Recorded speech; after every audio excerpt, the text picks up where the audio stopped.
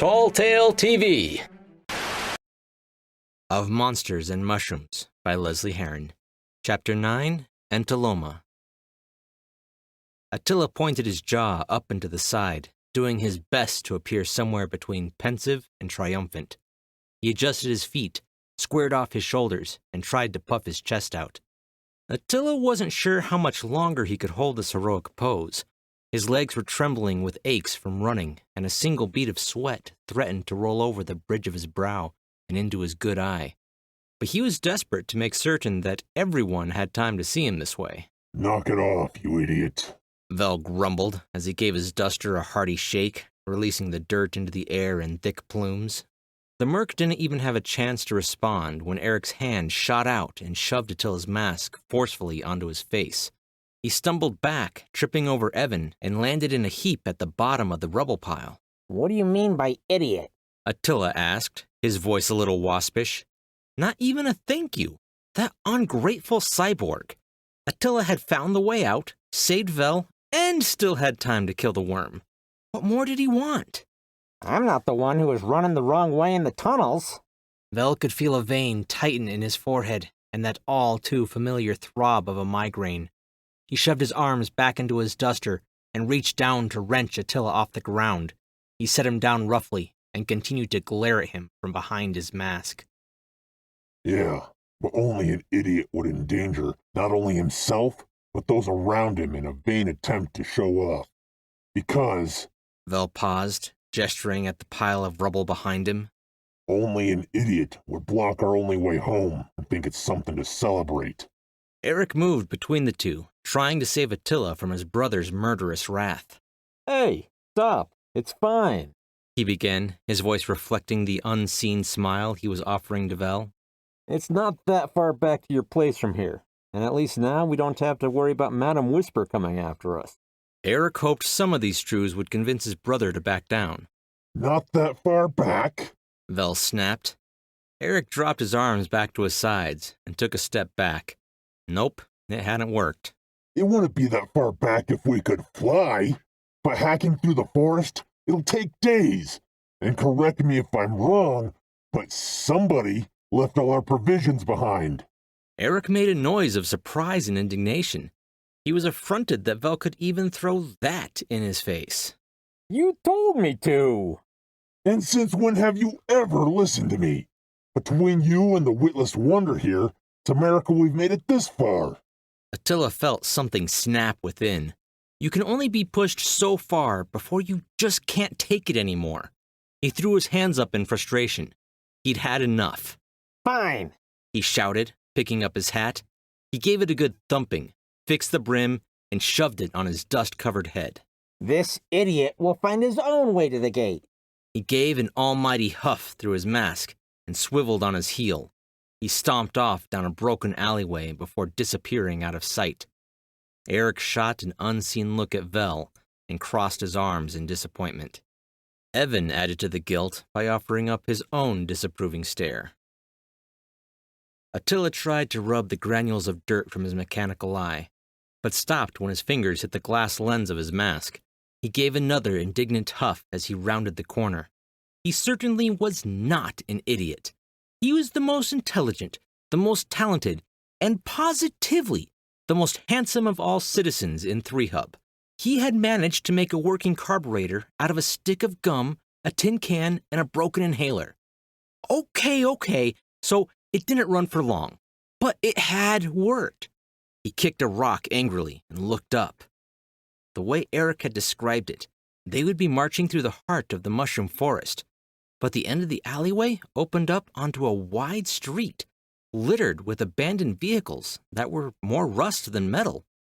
Dead trees lined the sidewalks along the pavement, like the ribs of a long-deceased behemoth, and just beyond was the remains of a sprawling, pre-war metropolis, the remains of Harmony Valley. Attila stepped over the withered fiberglass skeleton of a long-abandoned baby stroller and into the open. Great fissures had fractured the street, leaving one side of the city a foot higher than the other. The parts of the streets, walkways, and alleys that weren't filled with debris were covered in the same red spongy moss that blanketed the mushroom forest. He followed one of the moss-filled fissures to an intersection. Towering structures, steel buildings, and toppled skyscrapers were spread out before him, slowly being consumed by a wide variety of giant mushrooms he hadn't seen before. There were large umbrella-shaped mushrooms that blocked out huge swaths of sunlight, ones that formed thick hexagonal netting between the gaps in the buildings, and mushrooms with long, sweeping tendrils that looked like phosphorescent creeping vines. They crawled up the sides of the pre-war monoliths, using the skyscrapers to reach ever higher where the wind was strongest to carry their spores. Through all of the vines, moss, and oddly shaped mushroom protrusions, Attila could recognize an old, faded store sign. Ooh. He jogged through the street, jumping over moss-filled apertures. He was unable to contain his glee. His anger towards Vel was forgotten as he pushed against the remnants of a glass door. I don't understand why you have to be so crass all the time. Eric shot, unwavering from his stance. He did save us from the worm. Yeah, it almost killed all of us in the process. Eric tapped his foot angrily. Vel snorted. Even if he did, everything we've endured up to now is his fault. And here we are, stuck in the one place we don't want to be stuck in. The tunnel would have collapsed anyways, and one or all of us might not have made it out. Say what you will, but he did stare down a borer worm while we ran away. Eric paused, dropping his hands finally. I just don't understand why you have to be so hard on him, or so resistant to this expedition. 'Cause you know how I feel about this place. Vel muttered, shoving his hands into the pockets of his coat. A flicker of movement beyond his brother's shoulder caught his attention. There, scurrying among the rubble of a desiccated building, was a warbling mass of black, inky goo. It shifted and swirled, as if it were trying to figure out what would be the best body shape to move around in. Vel watched as it sprouted an odd number of animal-like legs and began to wobble about. He turned his attention back to his brother. I hate it here. If you could see these little parasites running around, you would too. He mumbled, his eyes flickering back to the unseen. Look, I get it. This place sucks, for a lot of reasons. But I needed more information on the gate anyway. I wouldn't have even suggested it if I didn't have my own agenda. Eric said, his hand gesturing lazily in the direction of the gateway. You said you wanted to go home. Well, this is how I figured that out. Vel was only half listening now, as the lone unseen was joined by several others. They were spawning and swarming in a small group of twisted and horrific-looking monstrosities. They chittered and clicked at one another. They were harmless in small numbers, but that didn't stop him from shuddering at the sight of them. I'm just saying that perhaps Attila's not really a complete moron. And maybe if you apologize, we can all go through the gate together. We could use his help. Eric pointed out. Vel nodded slowly in agreement, even though he hadn't heard a word his brother had just said.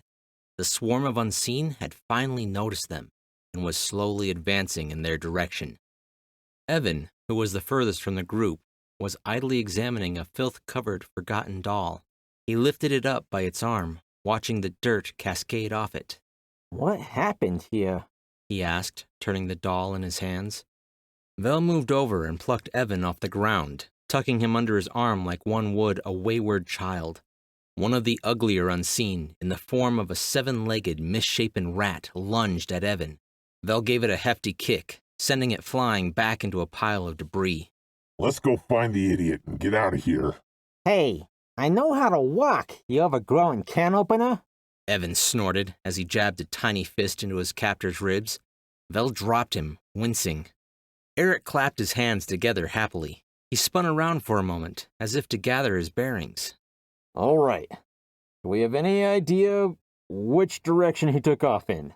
One of the buildings in the distance collapsed in a small explosion, sending up a cloud of dust and smoke like a beacon. Vel sighed and pointed in the direction of the plumes of black haze billowing out from the skyline. Hopefully, he thought as they took off in a run, Attila's actions hadn't caught the attention of any of the nastier unseen. Attila! Eric called out, looking at the destroyed building in despair. He heard only his own voice bouncing back at him, echoing off the narrow alleyways. Vel began pulling out chunks of concrete and drywall, tossing them behind him. He couldn't be sure what he was doing or why as he heaved another hunk of debris behind him.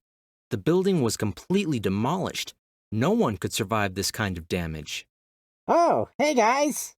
Vel froze, his hands still gripped around a sizable piece of concrete.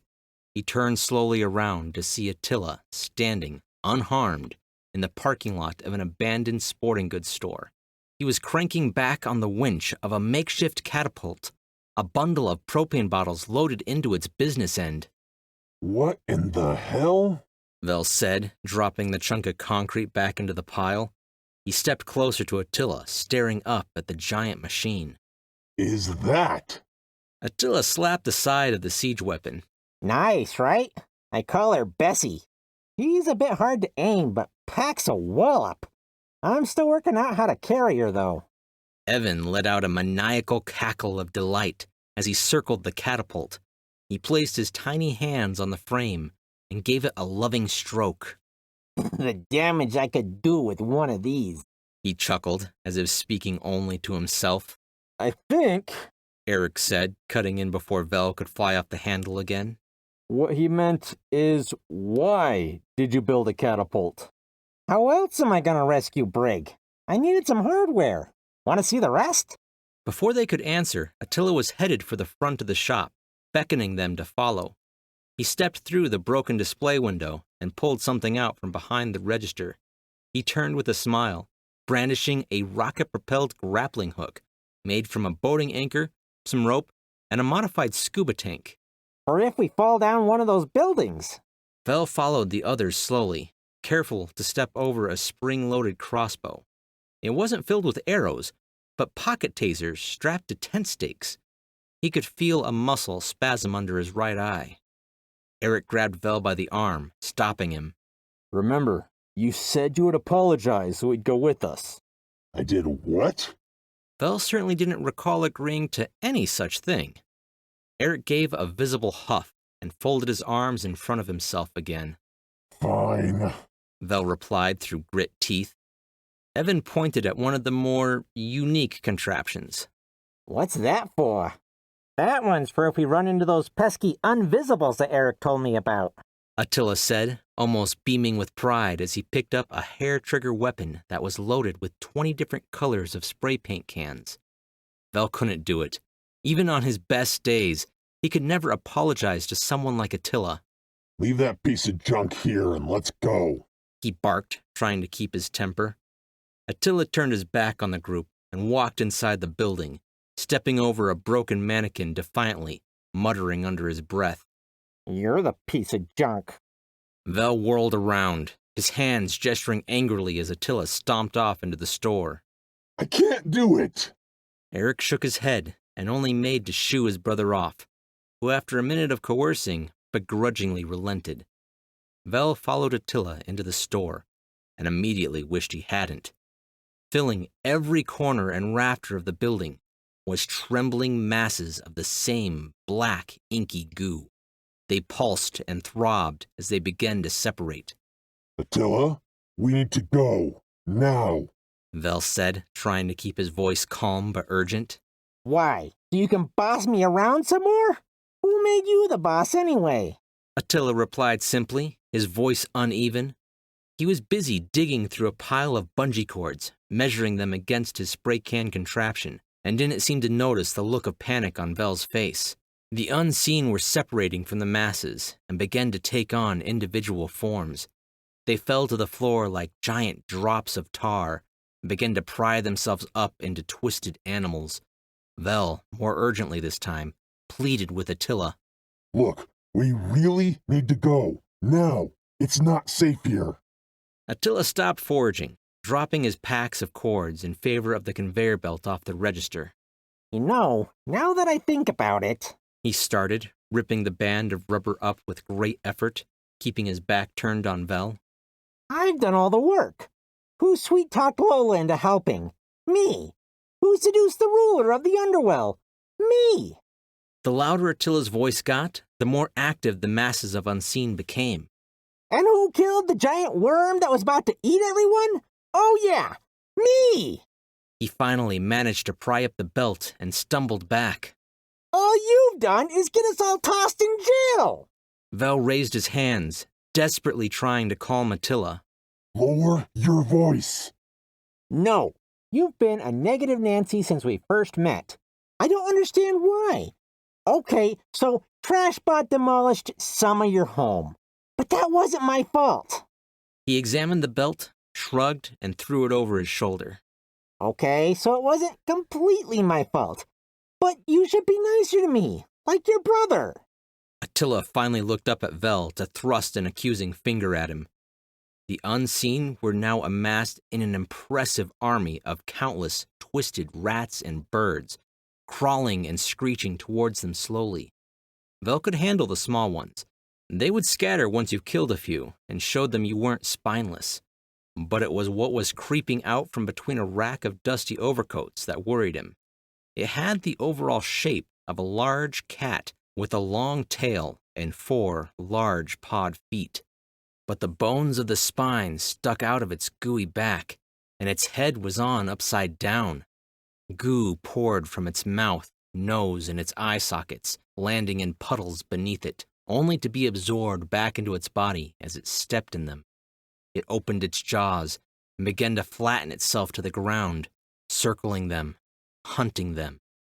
Sheer panic overtook him, and before he could stop himself, Vel blurted out a hasty apology. Okay, I get it. I'm an ass. I'm sorry. Can we go now? Attila contemplated Vel's apology for a moment, weighing its sincerity, before finally conceding. Fine. But first, you have to admit my inventions aren't junk. Vel felt that muscle spasm under his eye again. They're awesome and wonderful. You're the friggin' Tesla of our age. Now let's go. Vel urged in a whisper. What's taking so long? Eric asked, pushing his way past a beheaded mannequin. We really need to try and get to the gate before it gets... Vel silenced his brother by clamping his mechanical hand over his mouth. They exchanged a look in silence, and Vel nodded slowly. He gestured towards the register Attila was standing by. Mistaking Vel's actions for a hug towards his brother, Attila abandoned his quest for a springy cord and was ready to bring it in, his arms open to embrace them. Evan peered out from behind Eric, looking around at just what Vel was pointing to. He couldn't see anything, but Vel was clearly stressed out about something. And then he saw it, an unmistakable paw print in a thick layer of dust, and then another, and then another, and they were headed their way. Guys? Run. Vel urged, giving Eric and Evan a shove as he grabbed Attila by the poncho and yanked him out the door as the inky jaguar pounced. The spray can ballista fell to the ground and misfired, sending gouts of blue, green, pink, and orange in all directions. The cat took a faceful of teal and roared. There was a sudden clamorous sound that rent the silence of the city. The creatures gave way to the chase, scrambling over anything in their path and bursting out from the broken windows. They spilled into the streets, piling on top of one another in their attempts to follow. What the heck is that? Attila called out, breaking into a run. They clambered over bent streetlights and broken vehicles, trying to outrun the swarm of brightly colored Unseen behind them. They turned down a darkened alley, dodging a crumbled wall and ducking beneath a rusted ladder before exiting out the other side. Tucked away, safe from the collapsed buildings and showing only a few signs of damage, was a grand structure built to last. Stone construction, 4 stories high, with the front engulfed by a giant plexiglass atrium. The skull of a long-forgotten reptile peered out at them from behind the grime-covered windows. Go in there now. Vel ordered, looking over his shoulder to see the inky cat prowling after them, the swarm of Unseen following on its heels. They ran into the museum, slamming the doors closed behind them. Attila and Eric wedged a stone slab covered in hieroglyphs in front of the door. They took an unsteady step back as the doors gave a heavy shudder beneath the force of the Unseen slamming themselves into it. The weight of the slab held the door shut, and the creature tried again to no avail. Evan slid a dusty mop through the door handles for good measure. The whole first level had been entirely devoted to the atrium. It was spacious, with what was once gleaming tiles of sparkling granite. The lobby had, at one time, housed a forest of trees. They were now dead and rotted away from years of neglect, creating a cemetery of towering ghosts. Mingling among the specters were the massive skeletons of long-extinct animals, including the large dinosaur dominating the room. The atrium rose up 2 stories before curving back in, creating a half-dome where the trees and the exhibit would have gotten the most sun. What little light could get through the dirt-stained windows was suddenly blocked out as swarms of unseen began crawling and sliding around on the glass. Bright streaks of paint cut across the panes as they tried desperately to get in, unable to break through the barricade. But the safety glass proved no easier. They slid off the slick surface, piling on top of one another at the base of the atrium. Are we safe here? Evan asked, his tiny hands fidgeting nervously over the handles of his knives. 'Cause I think there's more of them showing up. Look!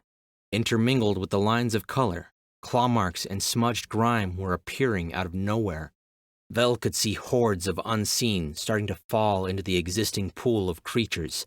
Some of the approaching forms dwarfed the feline. Sure, Vel lied, looking around nervously. but we should move farther inside just in case. Even if the front of the building held, it wouldn't take the unseen long to find the vents or any cracked windows or broken doors. Hopefully they would give up before then. The barricade gave another resounding thud. Whew. Well, it could be worse. Attila said, his voice showing no signs of panic. He had his hands on his hips, looking up at the dinosaur like it was any other day at a museum. Vel watched a stream of dust drift down from the ceiling as the building gave an ominous shudder. He turned to glare at Attila as the ground beneath them gave another unsettling rumble. I hate you so much. This has been Chapter 9 of Monsters and Mushrooms, an ongoing series by Lesley Herron. Of Monsters and Mushrooms is a crossover fanfiction, mixing her own characters and settings with a few of those created by author J.D. Wiley. What started as a 4-chapter short story has now evolved into a full-length novel with over 20 chapters planned out already. When Lesley isn't torturing poor Attila or subjecting Vel to mental anguish, she loves to draw, craft, and binge-watch Netflix. You want me to do the outro? Seriously? You know I hate everything, right? Fine. Subscribe, newsletter, blah blah blah, Tall Tale TV. There, happy?